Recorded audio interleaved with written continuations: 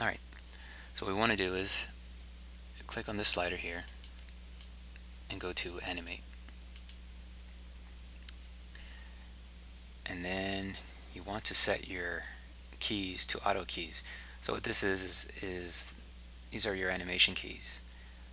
You want to set a key at any point in the timeline where you would have adjusted your animation. So in this case here, at this point, this is where we want her eyes to close or to blink.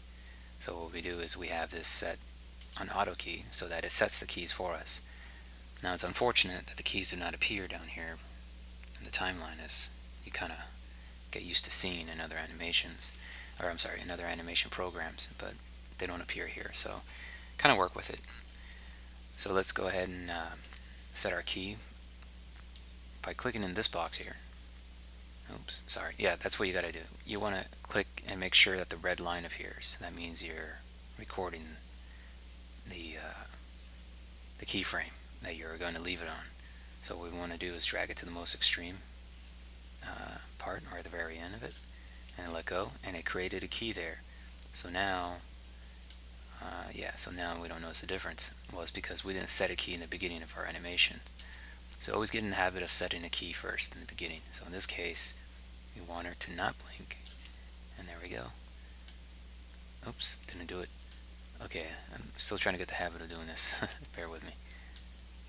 Now, there we go. Okay, so sometimes you have to do it twice in order for it to work as an auto key feature. You can go back and do them manually by just setting a key to all sliders.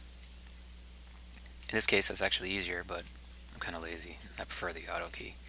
Alright, so she blinks right around here, right there. Alright, so let's play that back and see how fast or slow that goes. Whoosh. That's a little too slow, don't you think? Yeah, it is. Alright, so to adjust this, this is where we go to the animation tab. And then we click on our animation that gets created here, or as they call it, a curve. I mean, it makes perfect sense because it creates a curve. So I guess this is the curve that it creates right here. So this is the curve editor. This is the first frame of our animation that we set. As you can see, it's along this line here. So it means it's not active, meaning it's not at its most severe. It's not at the climax of its animation, basically. It's at the very beginning, which is this, the default state. And then this is the most extreme state, where she actually closes her eyes at the very end of this animation. This blink animation just ends at her closing the eyes, so that's where this graph ends. So what we want to do is drag a box around this keyframe and then click and drag to the left, and this would be at 1 second. So her eye blinks right there. This thing, which I don't know what it stands for yet, lights up the moment you leave the animation. So that kind of gives you an idea where she actually stopped closing her eyes. About there. Alright, so let's play it back. Make sure you are in normal mode.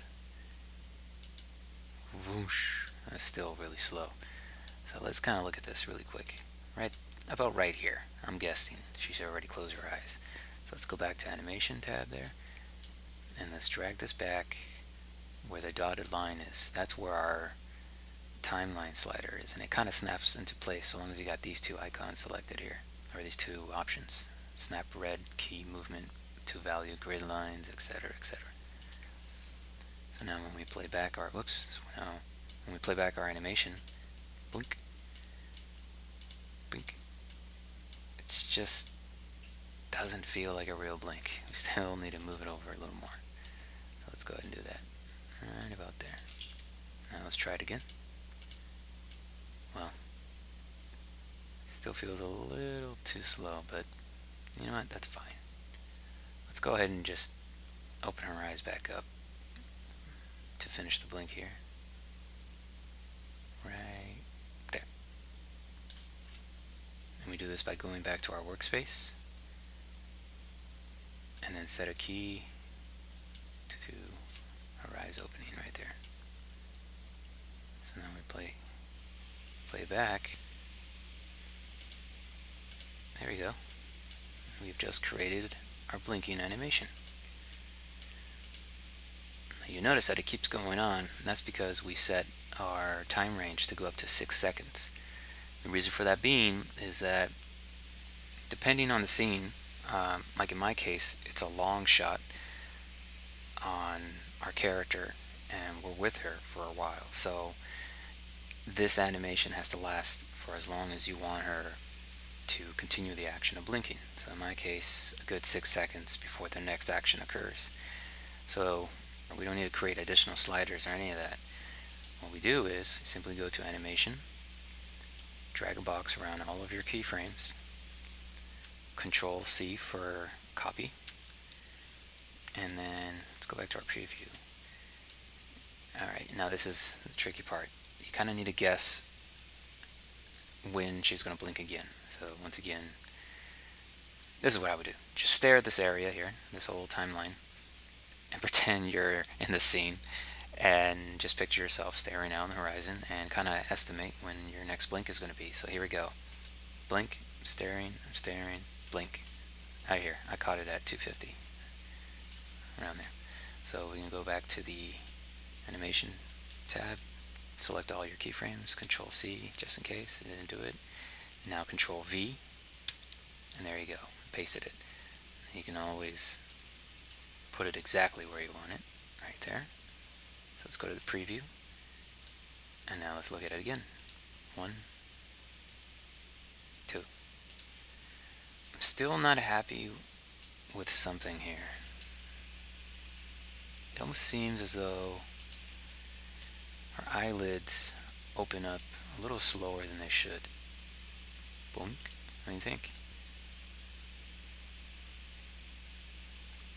It could be an illusion because we're very close up on her face. But you know what?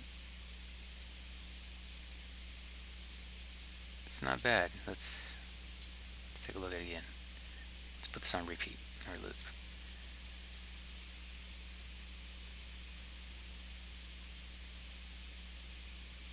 Well, it is hard to tell without looking at the pupils and the irises. So let's just assume that it's fine for now. So what we want to do is add one more set in this empty space over here. We do it by going back to Animation and just kind of calculate how many frames are in between. So it's about 1, 1.5, 2, 2.5. I'd say 2.5. So 1, 2.5, right? You know what? About 450. That's about good. 4.50. So let's go ahead and drag a box around this guy. Control C, Control V. Select these guys, and there we are. Right there. Let's go back. Go ahead and play.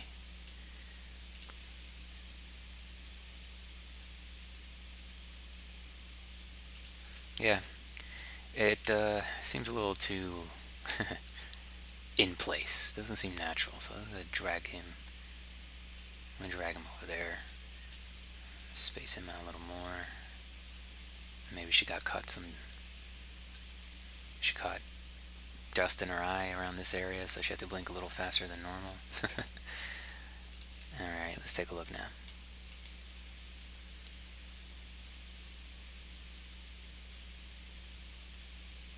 Alright, that's pretty decent.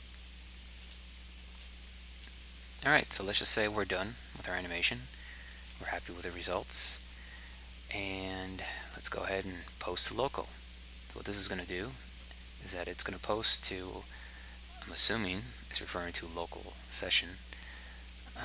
Oh wait, no, there it is. Post to local override.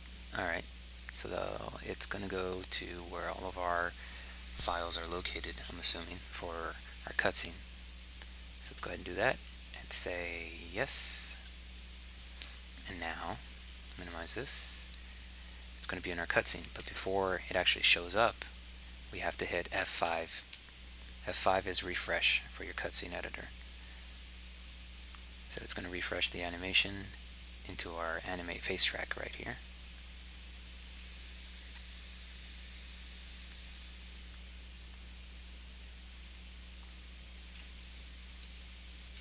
Alright, so let's take a look.